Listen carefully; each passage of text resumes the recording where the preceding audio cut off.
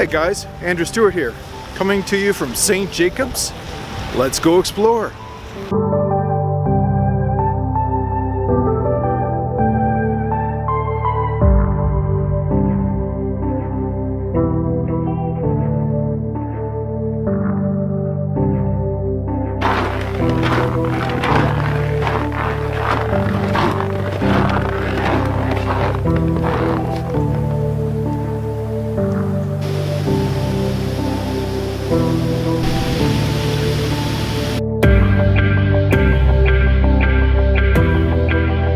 So today I'm going to be reading to you from There's a Boy on Top of My Bed. Written by me, illustrated by Rob Langell. Mommy the little monster said, "There's a boy on top of my bed." "What did I tell you?" said the mother. "There is no such things as little boys or little girls. Now turn out the light and go to bed." The little monster pulled up his covers to his nose and listened. There was a loud boing, boing, boing. "Mommy, Mommy," shouted the monster, and in came his mother. "What is it this time?"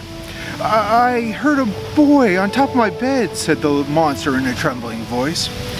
"How many times do I have to tell you? There's no such things as little boys," said the mother. The monster pulled his blankets over his head. "He isn't little at all. He has big smelly feet and two big eyes that he watches me with." His mother gave him a kiss and said, "Don't be silly. It's time for bed." Then there they were, those two big eyes. They were peering down from the top of the bed. "Mommy, Mommy, Mommy," called the little monster, and up popped the eyes. In came his mother again. "Mommy, the boy's eyes were watching me. They hang down from the top of the bed. His eyes are big and blue with white all around the outside. They are so scary," blurted the monster without taking a breath. His mother pulled up the blanket again, kissed his head and said, "There is no such thing as little boys. Now close your eyes and off to sleep." The little monster pulled the blanket right up to his eyes and held it close. That is when he saw them, the giant toes dangling to the floor. "Mommy, Mommy, Mommy," and up they popped. In came his mother. "Mommy, the boy's feet were hanging down and swinging back and forth and were very, very smelly. They didn't even have hair on them." His mother tucked him into bed, gave him a big kiss and hug and said, "There is no such thing as little boys, especially ones with big smelly feet with no hair on them." The little monster pulled the covers up tight again, and there was a great big thud, and those two giant feet hit the floor, ran straight across the room and out the bedroom door. "Ah!" yelled the little monster, and in ran his mother. "Now that is enough," said Mother. "I am going to show you that there is no such thing as little boys." They both climbed up to the top of the bed and turned on the light to see that there was nothing there. "Now you see," said his mother, "there's nothing here. It's just your imagination." But, said the little monster, "he just ran out the door." She tucked him back into bed and gave him a kiss and said, "There is no such thing as little boys," and turned out the light. The little monster pulled his blankets even tighter. Then he heard the door creak open, and there were those big old smelly feet. Then there was his head and those big blue and white eyes. The boy moved closer and closer. The little monster pulled up his cover until there was only one eye peering out. Then the boy spoke. "Are you going to eat me?" "No," said the little monster. "Are you going to eat me?" "No," said the boy. They both relaxed and said goodnight.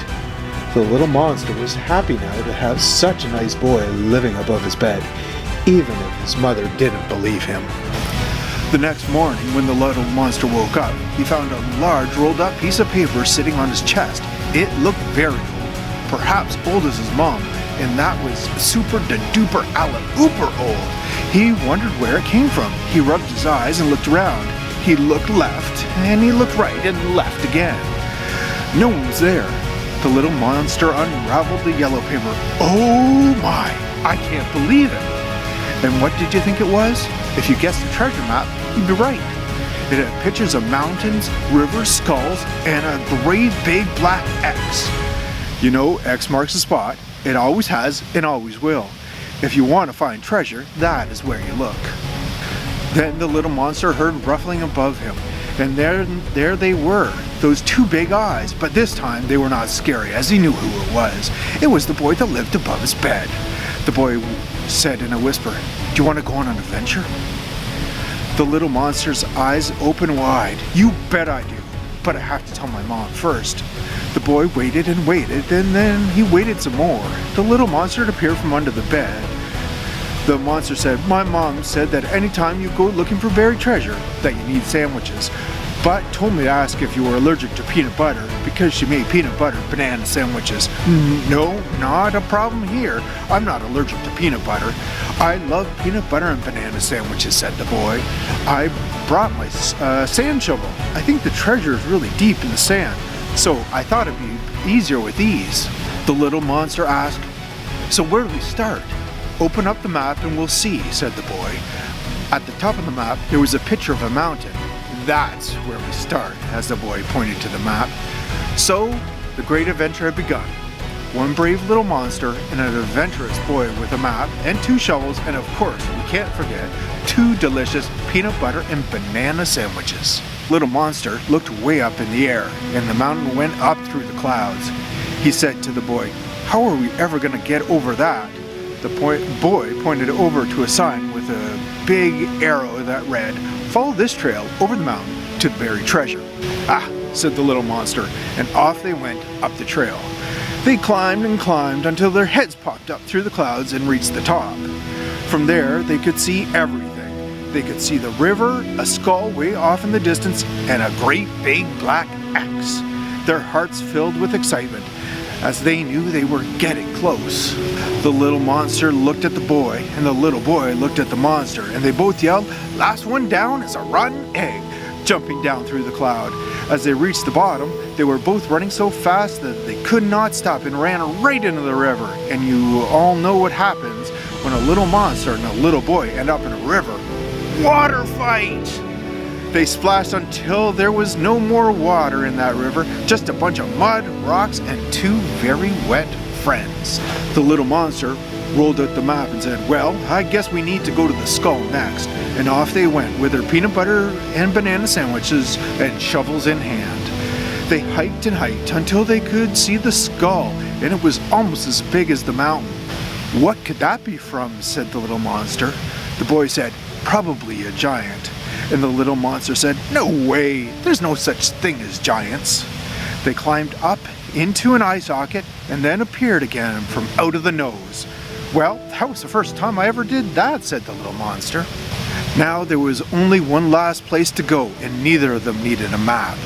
"We better eat our peanut butter and banana sandwiches before we get to the X. We're going to need lots of energy to dig out the treasure," said the little monster, while handing the boy one. "This is the best peanut butter and banana sandwich I have ever had," said the boy. But then the boy began to change colors, and he started to get bigger and bigger until he looked like a balloon, and he began to rise up in the air. The little monster said, "I thought you weren't allergic to peanut butter." "It's not the peanut butter, it's the bananas. I love them so much, but sometimes this happens," yelled the boy. "How am I supposed to get you down?" yelled the monster. "You have to hit the air out of me with something," shouted the boy, who continued to rise in the air. The little monster looked around, and the only thing he had were the map and the shovel. He couldn't very well throw a shovel at his new friend, so he took the map and carefully folded it into a paper airplane. He took aim and threw it into the sky. The plane flew up, did a loop-de-loop, and poked into the boy's belly. But nothing happened. The plane just crashed down to the ground. The boy yelled, "You need something heavier." The little monster knew what he had to do. He ran over to the big black X and began to dig and dig until there was dirt all around him. His shovel came down one last time, and there was a wooden thunk. As it cleared away the dirt, he yelled up, "I found the treasure chest!" He pried it open, and light reflected off all the gold and jewels. Reaching his hands in, he took out the treasure and started throwing it at the boy. It was just heavy enough. When the treasure hit his belly this time, the air blew right out of the boy's mouth.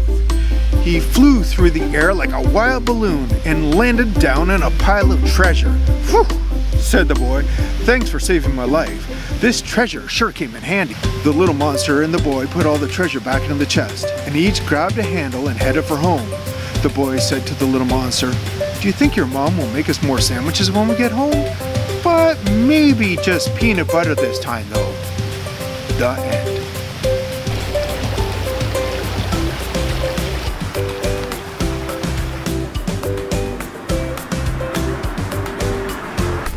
It's getting cold now, guys. Time to go home. Good night.